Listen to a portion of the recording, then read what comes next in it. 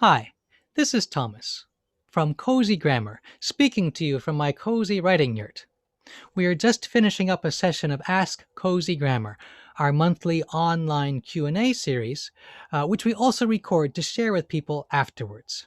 I like to close these sessions with a poem, and the poem I've chosen today comes from a book of my own, The Safety of Edges. The poem is called The Walk Home. The willow where the road turns white, pure white, 1 week at the most each year.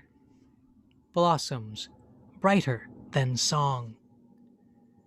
How I long each season for their sudden soft silence, the quiet and glorious way they appear.